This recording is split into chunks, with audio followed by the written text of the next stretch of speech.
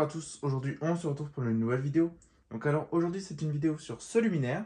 Voilà, donc la Elsa Elsodia. Voilà, donc à l'état propre. Donc voilà ce que ça donne. Donc comme vous pouvez voir le luminaire, rien que de là, sans l'avoir bougé ou quoi, on peut bien voir qu'il a vraiment bien changé. Ça n'a plus, c'est plus comparable, hein, ça n'a plus rien à voir à l'état qu'il était avant. Voilà, donc une belle lanterne, franchement j'aime beaucoup. Qui ressemble, oui, à une Sora, sauf que les bords sont plus angulaires. Et à part ça, il n'y a pas grand chose qui change parce que cette pièce-là, c'est les mêmes que sur les Sora. La pièce du dessus, c'est la même, il y a juste ça qui change. Ça, c'est une pièce en cuivre, c'est le maintien de socle en cuivre. Donc c'est un luminaire qui date des années 40, 50 à peu près. Voilà, donc dans ces eaux-là, un peu les mêmes époques où la Sora est sortie. Voilà, donc ça c'est vendu uniquement en Belgique par contre. Donc de la marque Elsa qui était basée à Herstal, donc à côté de Liège en Belgique pour ceux qui connaissent. Donc du coup bah c'est une lanterne plutôt rare parce qu'il n'y en a plus en fait de connue. Donc elle vient d'un endroit où il en restait. Voilà, il n'y a pas que moi qui en ai une comme ça du même endroit d'ailleurs. Il y a le musée en Belgique, il y a Dominique d'ailleurs. Dominique, si tu passes par là, petite dédicace. Parce que c'est lui qui m'a indiqué le nom du luminaire. Parce que moi je pensais au début que c'était une Sora. Mais non, c'est pas une Sora, c'est une Elsa Elsodia. Voilà, donc le luminaire de devant, donc dedans, ce que ça donne. Voilà, ça a bien changé. Donc c'est émaillé, hein, donc ça brille. Ça brille, c'est réflecteur blanc. Voilà, j'ai mis une Sox 35 watts que vous avez vu, que j'ai déballé dans une vidéo.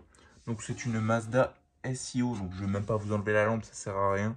Voilà, parce que là-dessous, il n'y a rien. En dessous, il n'y a rien. C'est juste un cache pour tenir ça. Et après, là, on a le chariot de douille. Donc vous voyez que ça, c'est bien blanc et ça, c'est gris, alors que ça, c'était rouillé. Alors, tout simplement que je n'ai rien repeint sur ce luminaire, si ce n'est cette pièce-là et cette pièce-là. Parce que cette pièce-là, le blanc il était complètement parti. Donc du coup, j'ai remis une peinture brillante, en fait, pour faire réflecteur, parce que ça fait office aussi de réflecteur. Et ça, pourquoi c'est gris et pas blanc? Parce que tout simplement que bah, j'ai remis la couleur d'origine que c'était. C'était cette couleur-là, en fait, quand j'ai démonté le luminaire pour le refaire et tout. Ce que je me suis aperçu, c'est que en dessous de cette pièce-là, il y avait encore de la couleur. Et en fait, c'était gris comme ça, à l'époque, avant que ce soit couleur rouillée. Donc du coup, je me suis dit, bah, au lieu de la refaire briller, parce que je pouvais la faire briller, la rouille, enlever la rouille et faire briller en couleur acier, mais je trouvais pas ça beau parce que la pièce était complètement bouffée. Donc du coup, en gros, même, il y a plein de petites vaguelettes dans la peinture parce que la peinture, ben, elle couvre, mais il y a toujours l'acier qui est bouffé en dessous. Donc du coup, voilà, mais ça fait quand même toujours plus propre. Voilà, donc du coup, j'ai repeint ça en gris. Tout le reste, il n'y a rien de repeint. Ici, pourquoi est-ce qu'on a une douille en porcelaine et que sur la première vidéo où vous avez vu ce luminaire, vous avez vu qu'il y avait une douille carrée des années 80 à peu près, 70-80. Alors tout simplement, je pense, enfin c'est même sûr, c'est qu'il y avait cette douille-là à l'origine. Donc j'ai remis une douille d'origine parce que pourquoi j'avance ça? Parce que tout simplement que quand j'ai démonté la douille, donc la douille carrée, ce qui s'est passé, c'est que là, on verra pas, mais il y a plusieurs trous. Donc là, on a un trou là, et il y en a un autre là-bas, et normalement un trou là et un trou là-bas pour mettre les douilles comme ça ou comme ça. Et en fait, ce qui s'est passé, c'est qu'ils ont refait un trou pour la douille carrée, parce qu'il y avait un trou en plus. Et en dessous de ça, de base, on avait un genre de support, enfin une petite plaquette en amiante pour justement isoler la douille de ça. Bon, ça sert pas à grand chose, hein, mais c'est surtout pour faire finition propre. Donc du coup, moi, j'ai pas touché, j'ai enlevé cette plaque parce qu'elle était complètement pourrie, puis c'était de l'amiante, donc voilà. Et au début, je me suis dit, je vais mettre un petit truc en carton, bien découpé comme la douille, mais bon, au final, je l'ai pas fait. Donc du coup, voilà. Bah, ce qui s'est passé, c'est qu'ils ont dû changer la douille à l'époque. Et là, du coup, je me suis remis dans les trous d'origine. Et en dessous, on a un autre trou à côté qui a été percé. Et le petit cartonnet, il était bien de la forme de cette douille-là et pas de l'ancienne douille. Donc, du coup, voilà ce qui me fait dire que c'était bien une douille en porcelaine. Donc, du coup, j'ai remis d'origine. Alors, ici, les vis, je les ai refaites, je les ai dérouillées. Voilà, donc les deux côtés. Les petites gaines comme ça, c'est d'origine. Je les ai retrouvées, elles étaient là-dessous. Et aussi, pourquoi la douille, elle a été changée pour moi? Parce que, tout simplement, que dedans, on avait un domino en porcelaine qui était complètement explosé.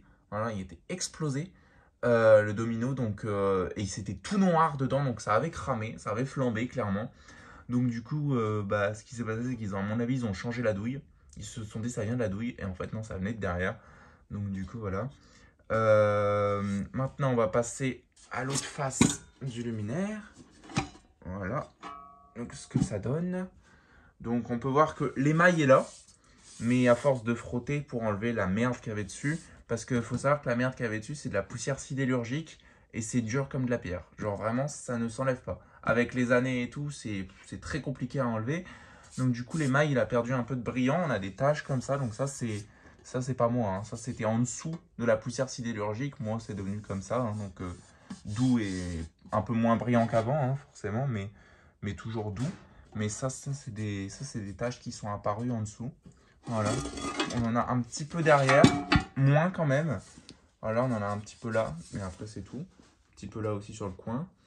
Tout ça, ça devait être le bas du luminaire. Parce que, regardez, l'avant c'est super bien revenu, pas de problème. Et ici, genre c'est tout pourri ici, on dirait que ça a été frotté ici. C'est pas moi, hein.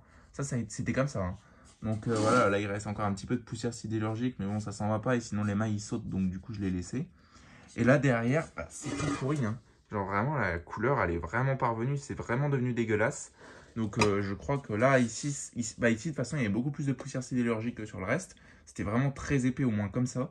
Donc du coup, c'est assez mal revenu. Mais bon, c'est pas très grave. Le luminaire, à mon avis, c'est ça. Hein, parce qu'il devait être posé comme ça. Il était comme ça, de toute façon, quand je l'ai démonté, il était comme ça.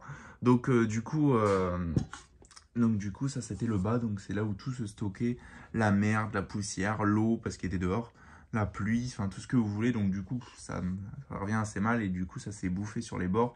Pourquoi est-ce que ça s'est bouffé sur les bords? Tout simplement que si vous mettez le luminaire comme ça, donc comme ça, comme installé de base, et ben les gouttes d'eau, elles viennent se stocker sur les bords en général, donc là et là. Donc du coup, c'est ça qui a fini, mais avec le temps, par user l'émail. Donc voilà, ça c'est un coup... C'était d'origine, c'est pas moi qui l'ai fait. On voit de toute façon que ça fait longtemps. Hein. C'est même pas ici, mais ici à l'intérieur, légèrement rouillé. Voilà, donc ça fait un petit bout de temps. Donc ici, j'ai changé la vis parce que l'ancienne vis, je l'ai explosé pour l'enlever. Donc du coup, j'ai changé la vis. Ici, j'ai enlevé le genre de manchon qu'il y avait au-dessus. Voilà, donc je l'ai enlevé. Pourquoi je l'ai enlevé? Parce qu'il était complètement pourri.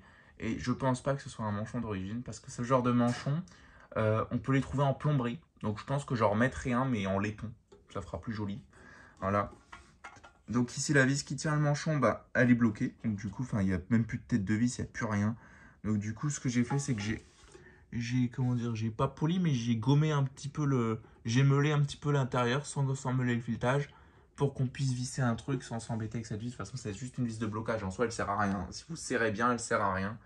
Voilà, donc franchement, le luminaire, il est quand même plutôt propre pour son âge, avec une belle fixation bien brillante. Donc ça, je l'ai refait briller. Voilà. Donc du coup, on va se le mettre comme ça. Donc là, j'ai refait briller la fixation en cuivre. Bon, le ressort un peu plus de mal, hein, forcément. C'est, comment dire, c'est vraiment difficile d'accès à l'intérieur.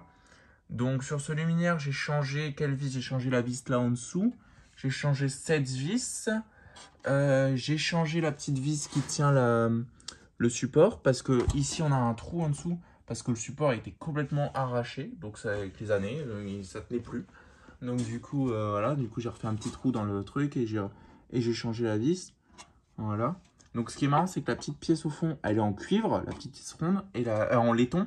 Et la pièce qui est autour, elle est en cuivre. Voilà. Donc avec une petite sox neuve. Donc on peut bien le voir, hein, de toute façon qu'elle est neuve. J'ai juste testé une fois pour voir ce que ça donnait. Voilà, voilà. Du coup, on va passer au test. Donc avec quoi on va tester? Avec ce ballast. Donc c'est un ballast fait maison, fait par moi. Donc dans un tube en plastique, là j'ai bouché avec des pistolets à colle pour que ça fasse un minimum propre, mais ça fonctionne, c'est un Sox 35 du coup. Voilà, voilà, donc on va envoyer la sauce.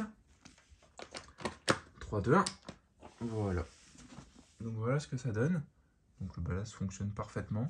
Donc j'ai recablé quand même avec des fils tissus. Voilà, donc j'ai recablé avec des fils tissus. Donc ça, c'est du fil Éclatec de base pour que ça fasse un minimum d'origine. Parce qu'à l'origine, il y avait quand même des fils tissus. Bon, il restait plus grand chose du fil, hein, du tissu. Il y avait plutôt du cuivre autour, mais Ça, c'est parti à la poubelle, mais en tout cas, c'était des fils tissus. Donc, il n'y a pas de défaut d'isolement, hein, on peut toucher et tout.